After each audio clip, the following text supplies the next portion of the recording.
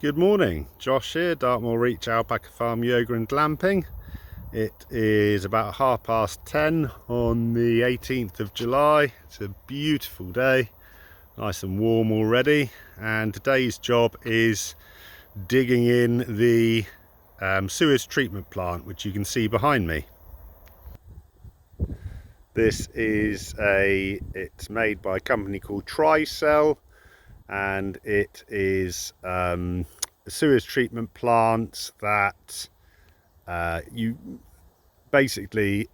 takes the sewage, and by the time it comes out the other end, you've got, well, they say it could be clean drinkable water.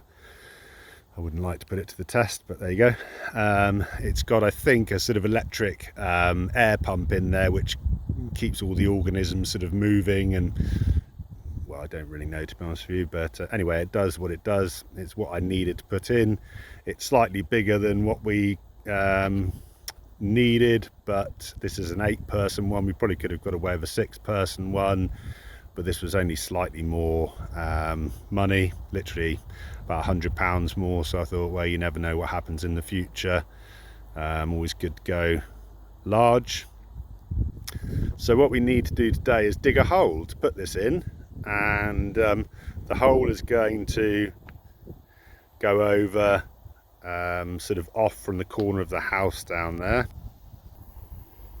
It's going to be situated just in front of the reed bed that you can see down there, which is just a sort of filtration system that I put in for our pond. So I'm going to dig away an area down there, move a lot of that earth, and then start digging the hole to be ready to concrete the base for it tomorrow. So I'll put you on time lapse and we can see how we do.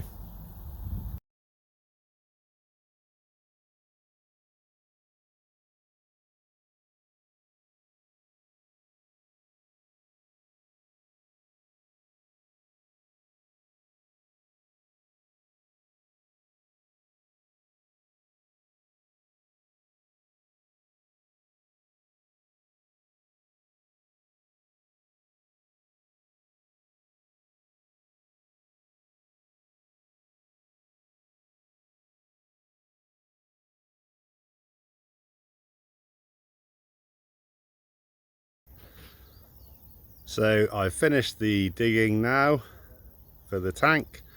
I will show you the big hole. A little bit of water in the bottom, that should be okay.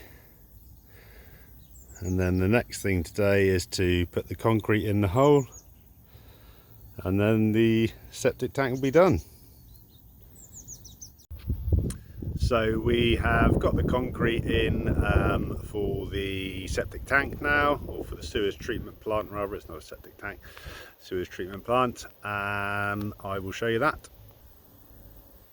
So as you can see, all concreted in there, level concrete base for the tank to go in. And what is very important is that all the levels are correct. So just over here is where all the drainage is going to come out of the house, and obviously you've got to have a good run downhill to where the sewage treatment plant is. And then also what's incredibly important is there is an outlet, which you can see that orange pipe on the end of the treatment plant, and on the other side there is the inlet, and they are at different levels. So you must make sure that A, you install the tank the right way around, B, the levels are all correct, and one of the most important things is the clean water is going to discharge into that ditch that you can just see over there to the left of the socket. And obviously what is very important is that the outlet of the sewage treatment plant is higher than the water that's going to be running down the ditch, because otherwise you will end up with the ditch water filling up the sewage treatment plant, which you definitely don't want. So that's that job done. I need to get the tank in. Apparently it's going to absolutely chuck it down with rain tomorrow, so it'll be interesting to see whether the hole really fills up with water or whether it's not too bad. As soon as I get the sewage treatment plant in, I need to fill it full of water.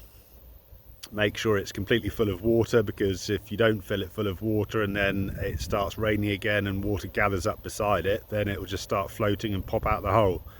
Believe it or not, something that big will just float out of the hole.